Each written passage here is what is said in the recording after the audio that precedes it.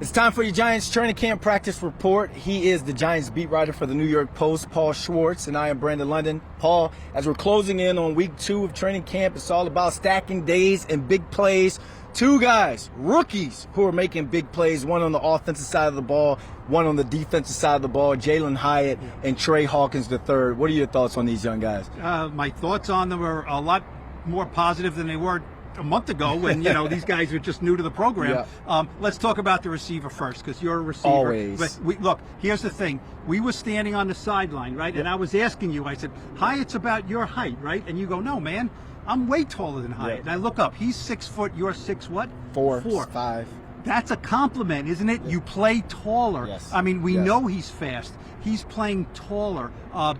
We heard all about vertical routes, run straight ahead, is not a complete receiver. That's why he's a 3rd-round pick and not a 2nd or a 1st-round pick. Well, first of all, the Giants had him as a 2nd-round pick value-wise, and they moved up a lot to get him. So they look at him as a 2nd-round pick.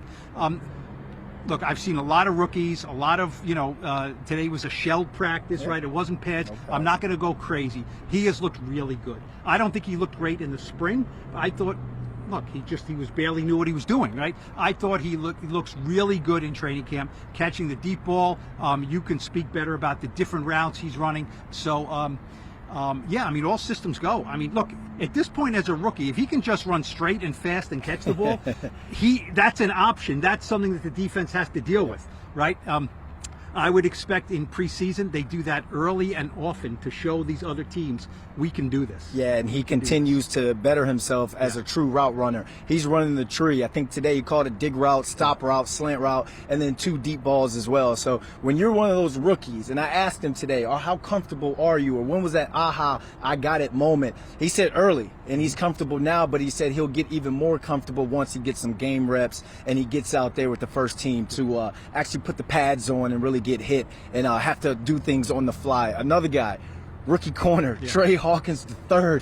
This man is all over the place when it comes to being on the Giants receivers. Look, if you told me we're going to talk about a rookie cornerback, okay, I got to get my Deonte Banks stuff, right? Yep. The first-round pick. Now, he's done fine. But, yes, you're right. Look, this is how, if you can hit on one of these guys, what is he, a 6th-round pick? 6th-round From pick. Old ODU. Dominion. He's a monarch, right? Now, I pulled O'Shane Ximenez aside today. Where did he play? ODU. ODU. He said, man, that's my boy. Oh, now, he didn't play with him because, O'Shane's a little older. You know what's amazing when you think about it? O'Shane is one of the elder statesmen on this roster. Wow. Can you believe that? Yeah. 2019, that's the Daniel Jones and Dexter Lawrence class. The only one more than that is Saquon, and then you go back a little further, Sterling Shepard. Yeah. So, I mean, O'Shane Ximenez qualifies as an elder statesman. He said, when you're a small school guy like that, you have to stay healthy and just maintain. Tre Hawkins has done more than that. He's got good size, doesn't he? Yes, he does. He's long range. He can run. One thing that Adoree Jackson said when he spoke to the media is that he's not scared of competition. And the fact that he's played so well, he's been able to get some 1 reps. And Wink Martindale is able to put an Adoree Jackson in the slot. You can have Deonte Banks on that outside. So that's something that we should keep an eye on going forward, because that's more game plan than training camp. It is. I'm not. Am I buying that right now that Adoree's going to be the starting nickel? I am not in the slot. He's. But you know what? If you look at it, if you would just line the 3 of them up, Banks, Hawkins, and Adoree Jackson, you would say, okay, 22 is probably the slot guy. Yeah. Because he's small and shifty. So we'll see. It's a leap of faith in the 2nd week of training camp to say this 6th-round pick from Old Dominion is going to be our starting perimeter cornerback. But if he can contribute as a rookie in some way, shape, or form, that's probably more than we could have expected. And look, that's why these guys do this work and all this work. Joe Shane and all the scouts to find a guy like this. Maybe they got something. Yeah, and 22 is now in year 2 in Wink Martindale's defense, and you're seeing how 1 year of playing under one system can do wonders for a team going into not only OTAs but training camp. But not only Wink Martindale, Mike Kafka spoke on the schemes and how comfortable these 2nd-year guys are in their offense. What is the biggest takeaway you've seen from the quality of football from the beginning of training camp? Well, I mean, on offense, it's clear that Daniel Jones is more in control of what's going on. Yes. I mean, at this time last year, Mike Kafka said it. At this time last year, he was learning who he is as a person.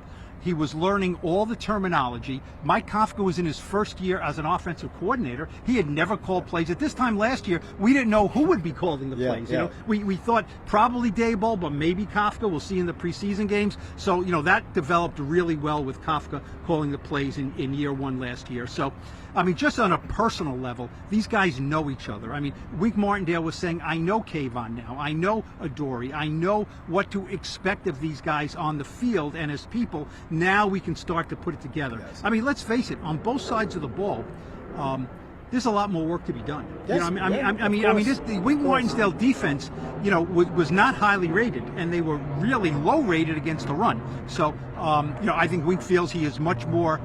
He has much more ammunition. Deonte Banks, Bobby Okereke, better depth on the defensive line to stop the run. So I think Wink Martindale is feeling better. But, I mean, look, year two. I mean, you were a player. Year two is just better.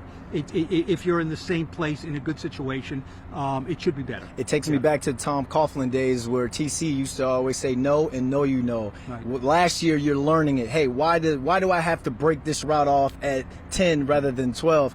Now it's just something that's second nature, and you're seeing that because you're not seeing a lot of missed assignments on both sides of the ball. So that allows guys to get some good work. And it's unspoken, right? Yeah, it's unspoken. absolutely. Okay, Absolutely. I worked with you. Daniel Jones and Darius Slayton now have run certain routes.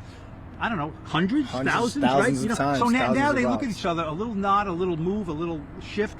They know what to do. That's the continuity that good teams need. The Giants have had so little of that. When you win 9 games and make the playoffs, you tend to keep more guys together. That's Absolutely. what they did. All right. Yeah. They're stacking days. Let's look ahead because they did some situational work today, and then they have another padded practice on Friday, and then they go out to Detroit for some joint practices.